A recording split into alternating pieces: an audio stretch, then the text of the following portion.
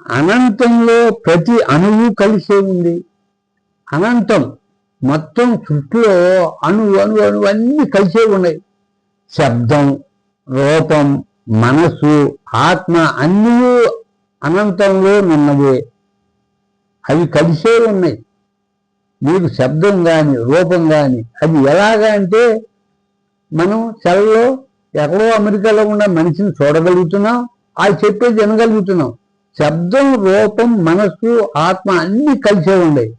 ఆత్మ భగవంతుడు చైతన్యములన్నా ఒకటే, ఆత్మ అన్నా భగవంతుడన్నా చైతన్యం అన్నా ఒకటే. అయితే ఇక్కడ ఆ పదాలు వాడేటప్పుడు కొంచెం చిన్న తేడా ఉంటుంది. జీవుడికి సంబోధించి మాట్లాడాల్సి వచ్చినప్పుడు ఆత్మ అంటాం. అదే చైతన్యం అంటే అన్ని జీవులు కానీ జడములు కానీ స్థావరాలు కానీ ఎవరి గురించైనా అందరూ అసలు సృష్టి అంతా కూడా చైతన్యం అంటారు దాన్ని.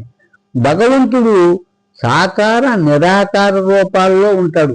నిరాకారంలోనూ ఉంటాడు, సాకార రూపంలో కూడా ఉంటాడు. భౌతికమైన కళ్ళకు భౌతికమైన సాకార రూపాలే గోచరిస్తాయి. యజ్ఞరూప కర్మలు చేస్తూ నిరాకారమైన పరమాత్మను ప్రతిరూపమైన ప్రణవ సాధకునకు మాత్రమే నిరాకార రూపాలు గమనించగలరు. నిరాకారం మనకి అవ్యక్తమైన ఈ భగవంతుడిని వ్యక్తం చేసుకునేది ఎలా? అసలు ఈ నిరాకారమైనదాన్ని మనం చూసేది ఎలాగా అంటే ఈ కథతో కాకుండా మనకి ఆ విధంగా అనుభవం వస్తుంది.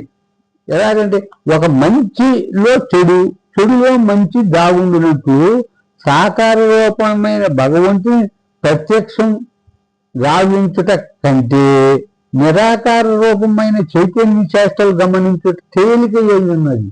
నీకు ఒక సాకార రూపాన్ని నీకు రాముని చూపిస్తా, నీకు కృష్ణుని చూపిస్తా అంటే చాలా కష్టం. కానీ ఒక చైతన్యాన్ని చూపించాలంటే చాలా తేలిక.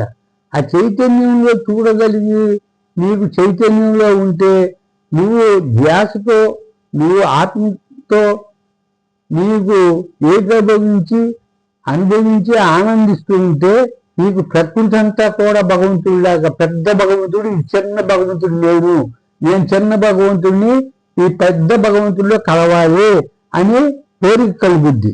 చెరకులో రసం చెరకంతయు వ్యాపించే ఉన్నది, రసంలో తీపి అంతయు వ్యాపించే ఉన్నది. అది ఎట్లా వ్యాపించి ఉన్నదో కళ్ళకు గోచరం కాదు. నీకు కళ్ళకి చెరుకులో ఉన్న రసం ఎలా కనపడదు. కానీ ఆ చెరుకుని మనం దాన్ని పిండి ద్రవరూపంగాను దాన్ని వంట చేసిన బెల్లము లేదా పంచదారగాను చూడగలుగుతాం. అట్లనే అనంతంలో కలిసిన శబ్ద రూపాలను గమనించగలం. ఎలాగంటే మనం నిరాకారంలో ఉన్న దాన్ని కానీ చూడగలిగితే అప్పుడు అన్నీ నీకు గోచరిస్తాయి. అంతయు వ్యాపించిన శబ్ద రూపాలను సెల్ ద్వారా ఎలా వినగలుగుతున్నాం, ఎలా చూడగలుగుతున్నాం? ఆదిలో మానవులు సాధన చేసి ఋషులై అది గమనించగలిగేవారు. మంత్రములు తంత్రములు యంత్రము అని అంటారు. ఆదిలో మంత్రానికి అంత శక్తి ఉంటే నేడు యంత్రానికి అంత ప్రాముఖ్యత ఏర్పడింది. ఒక వ్యాధి ఉన్న వానికి వైద్యుడు మందునిస్తే అది శరీరం అంతా వ్యాపించి వ్యాధి ఉన్న చోట కూడా చేరి ఆ వ్యాధిని తగ్గిస్తుంది.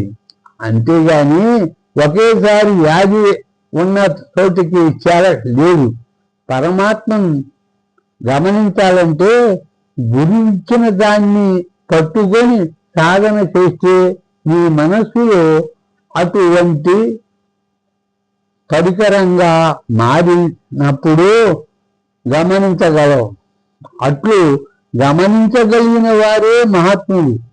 అంతయు వ్యాపించి ఉన్న పరమాత్మ అటువంటి వారికి మాత్రమే గోచరిస్తాడు. అన్నీ అంతయు వ్యాపించి ఉన్నది. కానీ పిశాచం మాత్రం ఒక పరిధికి మాత్రం పరిమితం. దాని కర్మ తీరినప్పుడు మాత్రమే అనంతంలో కలుస్తుంది. అందుకే క్రైస్తవులు మహమ్మదీయులు దానికి అంత ప్రాధాన్యత ఇస్తారు. భగవంతులు మొదటి అధ్యాయంలో గోకర్ణుడు పిశాచమనగా తమ్ముని సద్గతికి పంపినట్లు తెలుస్తుంది. చైతన్యం అనేది ఒక భూమి మీదే కాదు, సృష్టి అంతయు ఆయా పరువులను బట్టి వ్యాపించే ఉన్నది.